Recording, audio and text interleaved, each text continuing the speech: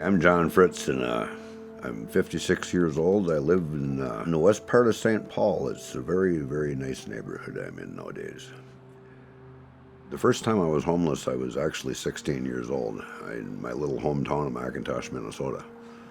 I wouldn't go home. I lived in the park, and I finished my junior year of high school that way. And since I was 19, I've spent over half of my adult life homeless.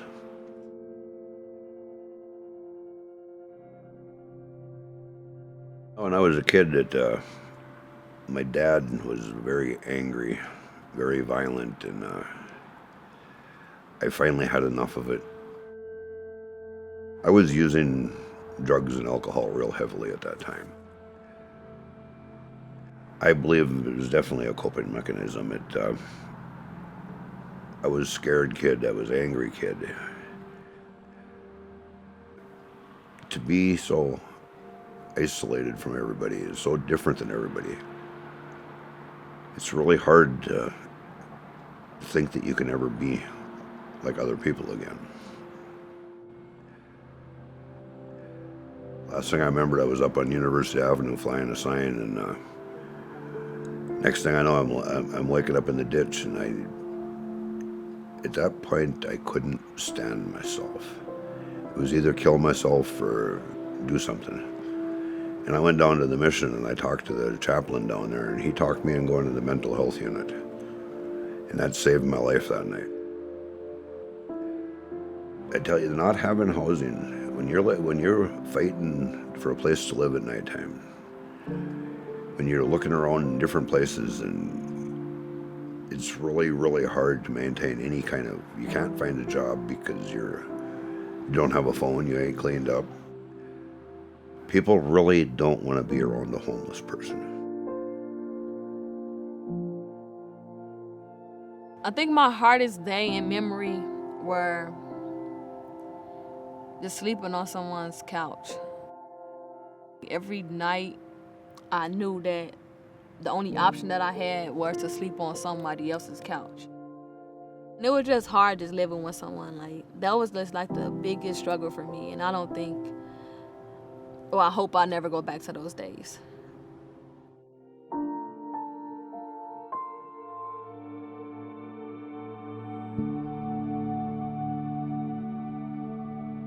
When we lost our place in November of 2013, my first step was going to my mom's house. But the hard part about that was that she's in a 2-bedroom with, my brother was already staying with her.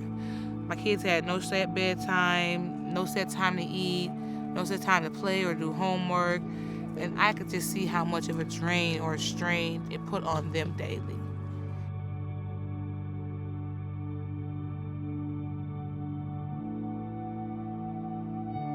When you're constantly having your kids asking us, oh, Mom, when we're going to go home, or when am I going to have my own room again or my own bed again, it's hard to hear that. Like, as a mother, it's really hard to hear that for me. And that's what really made me say in the end, well, we have to take a step to better ourselves, so that way my kids are never put in a predicament again to where they're forced to ask me where's their next bed gonna come from.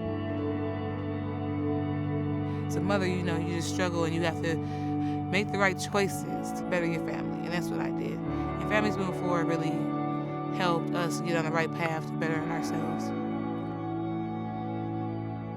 I spent the first year sober sleeping on my old girlfriend's couch, sleeping on different friends' couches. I slept outside some, and I heard about American House from a friend of mine that was living there.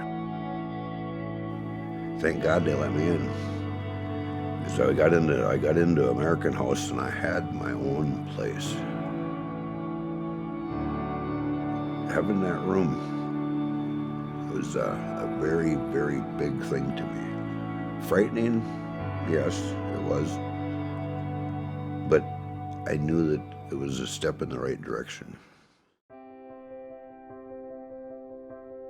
I wasn't trying to sign no papers, no nothing. I was just like, can I move in? Like, this is mine. And when I received the key, and that's when I knew it was real. Like, this is my apartment. Like, this is where I can just come in and do whatever I want to do. I can make it look how I want to make it look. Like, I was just excited that whole entire day.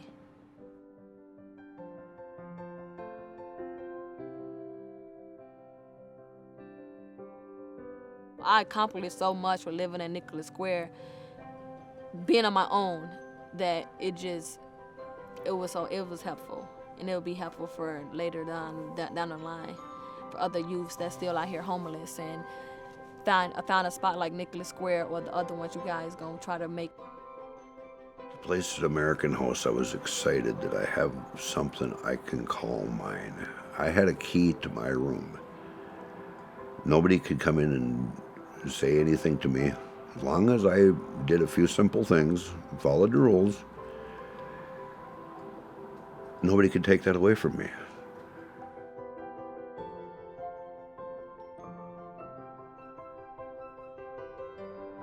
There's absolutely no doubt that if I wasn't in housing, I wouldn't be in my kids' life. They don't want some homeless old drunk hanging around. I'm stable here. Through Beacon and American House, man, I learned stability. And my kids have been able to look at that. The dad has been stable for 5 years. And they finally let me back in. If I would have been on the streets, I would have never got back into their life. And I'm so blessed in so many ways. Family Moving Forward, the shelter makes you feel safe and comfortable, and they give you resources from the day you walk in to the day you walk out. They give you resources. They're a support system. There's still a support system to me now, even a year after being out of there. I think the biggest thing that makes it so special is that knowing that I did it on my own.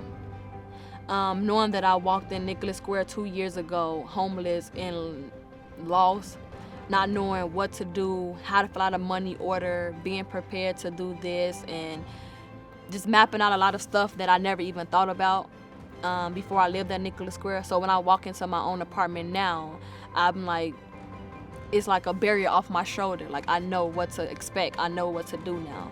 And it was like, it's a happy feeling.